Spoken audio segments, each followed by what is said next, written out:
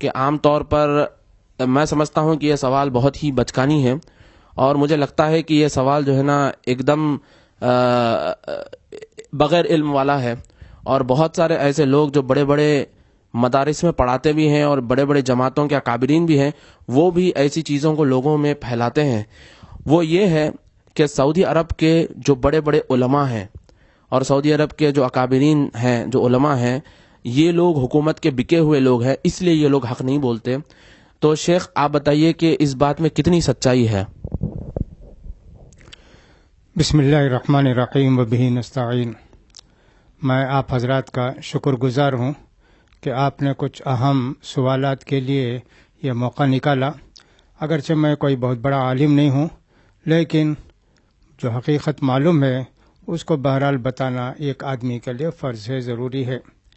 اللہ تعالیٰ ارشاد فرماتے ہیں سورہ حجرات کے اندر، یا ایھا الذین آمنوا اجتنبوا کثیرا من الظن ان بعض الظن اثم ولا تجسسوا ولا یغتب بعضکم بعضا الی آخر الآیہ۔ فرماتے ہیں اللہ تعالیٰ کہ بدگمانی کرنے سے بچو، بہت ساری بدگمانیاں گناہ تک پہنچا دیتی ہیں، اور ٹوہ میں نہ لگو، اپنی خبر لو، اپنا علم رکھو، اپنی کام میں مشغول رہو، دوسروں کے ٹوہ میں نہ لگو۔ یہ ایک بات جو عام طور پر کہی جاتی ہے جاہلوں کی طرف سے، جیسا کہ آپ نے کہا بے علموں کی طرف سے، وہ یہ ہے کہ سعودی علماء بکے ہوئے۔ حقیقت یہ ہے کہ جب سے سعودی حکومت قائم ہوئی اس وقت سے کچھ غرض پسند لوگ اور مذہبی تعصب رکھنے والے لوگ جو حق کو نہیں جانتے، حق کا ساتھ نہیں دیتے، بلکہ تعصب کے شکار ہیں، یوم اول سے شاہ عبدالعزیز کے دور سے اس حکومت کے خلاف رہے ہیں۔ لوگوں کی یہ بھی خواہش ہوئی کہ صاحب حجاز کے اندر، مکہ مدینہ وغیرہ کے اندر انٹرنیشنل حکومت قائم کی جائے، سعودی حکومت نہ ہو۔ ایک زمانے میں یہ بھی کوشش کی گئی، جب انہوں نے مدینہ کے اندر بڑے بڑے قبرستان میں قبے بنے تھے ان کو گرایا، تو اس میں بھی ایک بہت بڑا فتنہ لوگوں نے اٹھایا۔ اس طرح کے بہت ساری باتیں یوم اول سے ہو رہی ہیں، لیکن ان لوگوں نے یہ نہیں کبھی بتایا کہ صاحب سعودی حکومت سے فلاں حکومت دنیا کی بہتر ہے، وہاں اسلامی حدود قائم ہیں، اسلامی احکام پر عمل ہوتا ہے، کبھی یہ نہیں بتا سکے۔ یہ بھی شیطان کا بہت بڑا فتنہ ہے کہ جو کچھ اچھے کام کرتے ہیں انہی کے پیچھے لوگ پڑتے ہیں، جو برے کام کرتے ہیں ان کو نظر انداز کر دیتے ہیں۔ ان کو چاہیے کہ صاحب کوئی ایسی حکومت ہمارے سامنے پیش کریں جو اسلامی قوانین کو نافذ کرتی ہے، اسلامی احکام پر عمل کرتی ہے۔ یہ ساری باتیں اگر وہ پیش کرتے تو ٹھیک، ہم بھی کہتے ہیں ہاں صاحب یہ حکومت تو ٹھیک نہیں ہے، وہ حکومت ٹھیک ہے۔ ان کے پاس صرف ایک منفی پہلو ہے، اعتراض کرنے کے لیے ایک حکومت کو انہوں نے منتخب کر لیا، اور اس کے پیچھے غرض ان کی یہی ہے کہ اپنے مسلک کی ترویج و اشاعت ہو، اپنے مسلک کا وہاں چال چلن۔ سعودی حکومت آنے سے پہلے دنیا جانتی ہے کہ 500 سال تک لوگوں نے 4 قبلے کی طرف نماز پڑھی۔ قبلہ تو ایک ہی تھا، لیکن 4 دیوار کو قبلہ بنا کے ان لوگوں نے اتنے سال تک 824 ہجری سے لے کے سعودی حکومت کے قیام تک، اس کو کوئی مانے گا؟ لیکن حقیقت یہی ہے، سعودی حکومت نے آ کے فوراً 4 قبلے ختم کیے، 4 مسلح ختم کر کے ایک ہی قبلے کو نافذ کیا۔ یہ کتنے محاسن ہیں۔ سعودی عرب میں اس سے پہلے جتنی حکومت تھیں، علم سے کوئی تعلق کسی کا نہیں تھا۔ حج کو جاتے رو دھو کے یہاں سے جاتے تھے، پتہ نہیں واپس آئیں گے کہ زندہ سلامت نہیں۔ ہر طرف لوٹ مار، ہر طرف کی بدعت، خرافات، جو کچھ تھی۔ تاریخ اگر پڑھیں سعودی عرب سے کے دور سے پہلے کی تاریخ سعودی عرب کی، تو ان کی آنکھیں کھل جائیں گی کہ جس حکومت نے اتنے کام کیے اچھے، اس حکومت کے خلاف ایک تو کہنا کہ صاحب وہ حکومت ایسی ہے ویسی ہے، اور پھر دوسرے علماء کرام کے متعلق کہنا، یہ بھی بہت بڑی جرأت کی بات ہے۔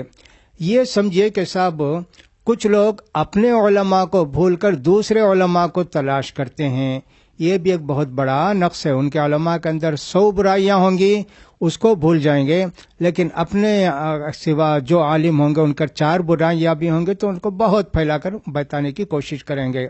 الحمدللہ سعودی علماء کبھی بکے ہوئے نہیں تھے، اور ہم ان سے حسن عقیدت رکھتے ہیں. ہم نے 4 سال مدینہ منورہ کے اندر گزارے ہیں. اساتذہ کو بھی دیکھا, وہاں کے حکمرانوں کو بھی دیکھا, سب کو دیکھا. الحمدللہ وہاں کے علماء کے تعلق سے اس طرح کی کوئی بات کہنا یہ بہت بڑی گمراہی ہے, جہالت ہے اور علماء کی ناقدری ہے, اور اس کے متعلق قیامت میں سوال ہوگا.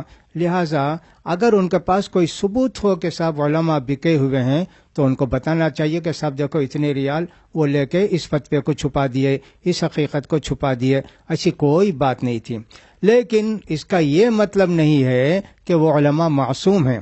ان کے فتوے میں کبھی غلطی ہوئی ہوگی, یہ دوسری بات ہے, لیکن وہ ریال کی بنیاد پر یا ایک ایسا پیسے کی بنیاد پر نہیں ہوئی. دوسری بات یہ ہے, ان علماء, ان جاہلوں کا یا کم علم لوگوں کا خیال یہ ہے حکومت کے وقت کے خلاف بغاوت کرنا, لوگوں کو اکسانا اور چھوٹے چھوٹے باتوں کو لے کر اس کا بتنگڑ بنانا, یہ سب چیزیں گویا ان کے پاس حق پسندی ہے یا حق کا اظہار ہے. مصلحت جس میں ہوتی ہے علماء اسی کو مد نظر رکھتے ہیں.